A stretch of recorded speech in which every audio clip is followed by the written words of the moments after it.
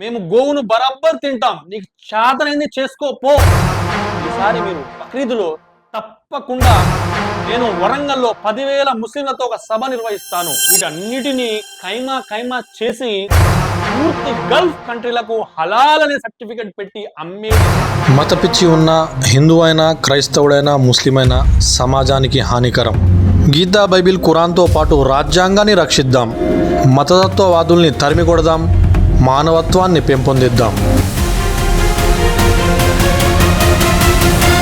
రాధా మనోహర్ దాస్, ఒక విషయం చెప్పు.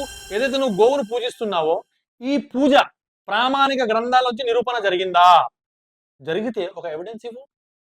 ఇప్పుడు విష్ణువు దశావతారం అంటావు కదా, దశావతారాల్లో 10 అవతారాల గురించి ఇప్పుడు నేను మాట్లాడను, కానీ ఒక 3 అవతారాల గురించి మాట్లాడతాను. 1 చేప అవతారం, 2 తాబేలు అవతారం, 3 ఏ అవతారం?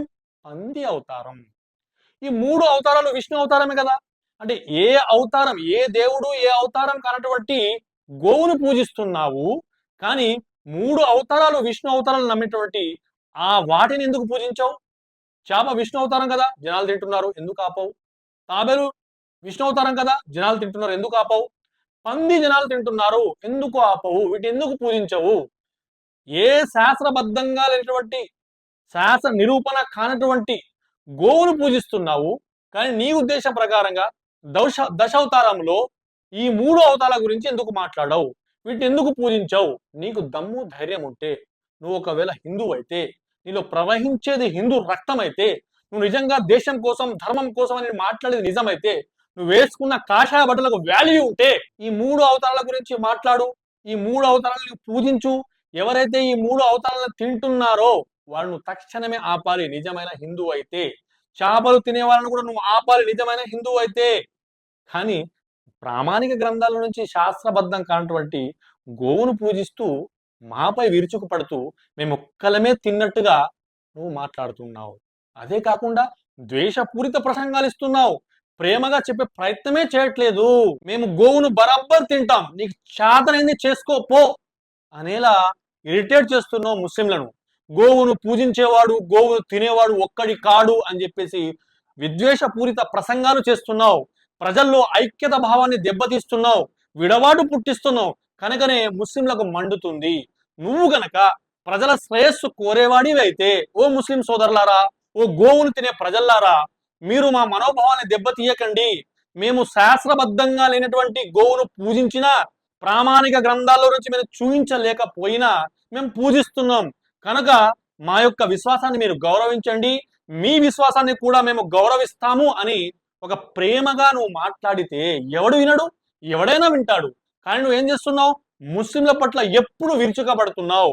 నువ్వు గనక ప్రేమగా ఒక యూట్యూబ్ లో వీడియో చేస్తే, నేను చెప్పినట్లుగా నేను వరంగల్లో 10,000 ముస్లింలతో ఒక సభ నిర్వహిస్తాను. ఆ సభకి నిన్నే చీఫ్ గెస్ట్ గా పిలుస్తాను, అందరితో శపథం చేయిస్తాను. ఇక నుంచి మనము గోవును తినము అని చెప్పేసి నీ ముందు, నీ కళ్ళ ముందు శపథం చేయిస్తాను.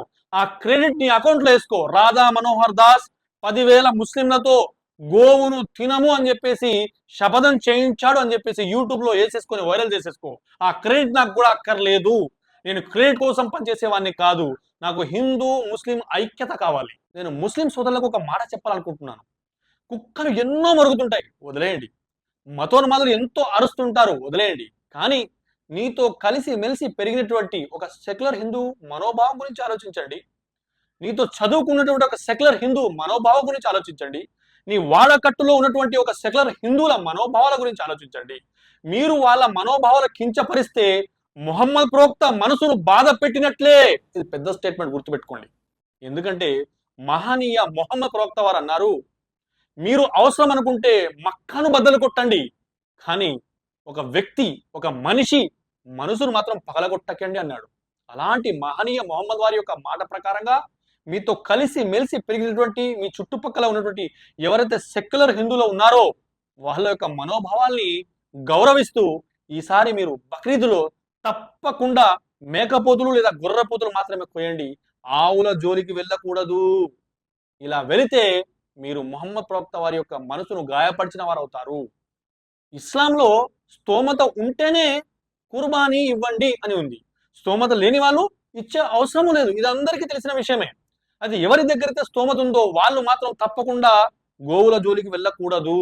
మీరు బీఫ్ తినకపోతే చచ్చిపోతారా, లేదా బీఫ్ తినకపోతే ఇస్లాం నుంచి బయటికి వెళ్ళిపోతారా? లేదే బీఫ్ తినడం ఇస్లాంలో విధిగా చేయబడలేదు, ఒక ఆప్షన్ మాత్రమే, ఎసెన్షియల్ కాదు అన్న విషయాన్ని మీరు మైండ్ లో పెట్టుకోండి. బీఫ్ తినకపోతే మనకే లాభం, మీకు తెలుసా? అవును, మనకే లాభం. ఎవరికి నష్టం? వాళ్ళకి నష్టం. ఎందుకంటే గోవులను పెంచే వాళ్ళు హిందువులే, గోవుల వ్యాపారం చేసే వాళ్ళు హిందువులే, గోవులను అంగళ్ళకు తెచ్చి అమ్మే వాళ్ళు హిందువులే, ఆ గోవు ట్రాన్స్పోర్టేషన్ కోసం రహదారి చిట్టిచ్చేటువంటి వాళ్ళు కూడాను మన హిందువులే. అంతెందుకు, వీటన్నిటినీ ఖైమా చేసి సౌదీ అరబ్కో, ఒమాన్కో, సుడాన్కో, ఇండోనేషియాకో, పూర్తి గల్ఫ్ కంట్రీలకు హలాల్ అనే సర్టిఫికెట్ పెట్టి అమ్మేది కూడా హిందువులే. అంతా హిందువులే చేస్తున్నారు, కానీ నీ దగ్గరకు వచ్చి తినేసరికి నువ్వు హైలైట్ అవుతున్నావు. ఇలా చేయకపోతే నష్టం ఎవరికి? వారికే నష్టం. లాభం ఎవరికి? మనకే లాభం. మన భారతదేశం యొక్క జనాభా 143 కోట్ల ప్రజలు, అందులోంచి 20 కోట్లు ముస్లింలు. 20 కోట్ల నుంచి 95% ముస్లింస్ బీఫ్ తింటారు, 90% క్రైస్తవులు బీఫ్ తింటారు, 95% దళితులు బీఫ్ తింటారు. ఇలా చెప్పుకుంటూ పోతే హిందువుల్లోనే టోటల్ గా కలుపుకుంటే భారతదేశంలో 143 కోట్ల ప్రజల నుంచి 43 కోట్లకు పైగా బీఫ్ తినే వాళ్ళే మనుషులు ఉన్నారు. మనం ఉన్నది 20 కోట్లే, ఇంకా 20 కోట్లకు పైగా నాన్ ముస్లిమ్స్ తింటున్నారు. కానీ స్క్రీన్ పైకి ఎవరు వస్తున్నారు? ముస్లిమ్స్ వస్తున్నారు. అంటే ఇది మతోన్మాదం కాదా? ఇది డబుల్ స్టాండర్డ్ గేమ్ కాదా? ఈ గేమ్ ను ఆపడానికి మనం ప్రయత్నం చేయకపోతే ఇంకెవడు చేస్తాడు?